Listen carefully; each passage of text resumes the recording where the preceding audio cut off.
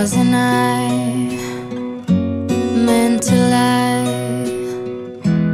in your arms here for a while? Hello madam అదికల ఏంటే ఇది రాత్రి లారీ స్టీరింగ్ తిరిగినట్టు మంచం అంతా తిరిగేశావు. చూడ్డానికి గడియారంలో చిన్నమూలు పెద్దమూలలో ఉన్నాను తెలుసా. అయినా మొత్తులోకి వెళ్తే మూడికి మంచానికి తేడా తెలీదా? రాత్రి నిద్ర పట్టేసింది ప్రసాద్. తమరే కదా కాలు చేతులు వేయకూడదు యాసిడ్ పోసేస్తా అన్నారు. రాత్రి లాలో ఏదో క్లాస్ చెప్పావు. ఓ అంటే నువ్వు విన్నావా? ఏదో లైట్ గా విన్నాలే.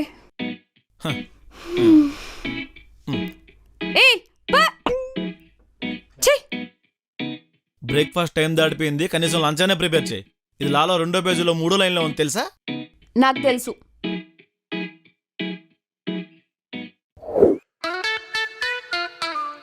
ఓ మా హెల్ప్ ఏమైనా కావాలంటే అడుక్కోవచ్చు.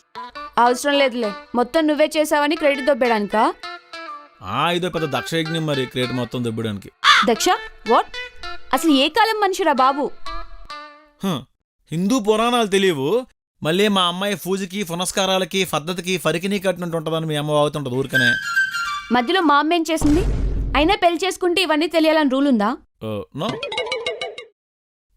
భగవద్గీతను బహిర్గతంగా స్కూల్స్లో పెట్టేయాలి, అప్పుడు కానీ మీ ఆడవాళ్ళకి బుద్ధి రాదు. ఏదో అంటున్నావు? ఏం లేదు, నా కొంపలో నీ కొంపటి కానీ.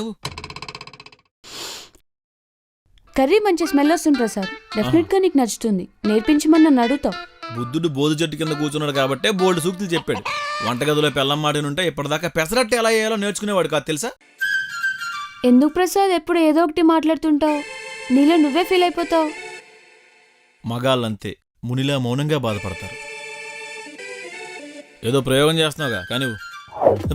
రమ్మంటున్నాయి కోళ్ళు, అన్నంలో ఉన్నాయి కొన్ని రాళ్ళు, దీని వంట తింటే రాలుతాయి నా పళ్ళు.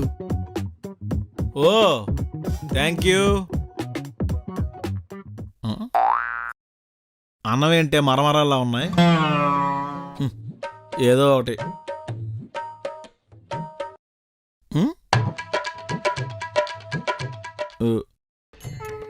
ఎవరివి ఈ అస్థికలు? అవి అస్థికలు కావు, బెండకాయ ఫ్రై. ఇలా బూడిదైపోయింది ఏంటి? స్టవ్ ఆఫ్ చేయడం కొంచెం లేట్ అయింది.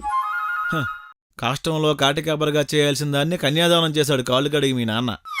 టేస్ట్ చేసి ఎలా ఉందో చెప్పు. ఈ బూడిదలో భోజనం చేసేంత ధైర్యం నాకు లేదు గానీ నువ్వే కడుపు నిండా తిను. ప్రసాద్ ఫస్ట్ టైం చేశాను ప్రసాద్, మిస్టేక్స్ జరుగుతాయి. అయినా నువ్వు అర్థం చేసుకుంటావు అనుకున్నాను.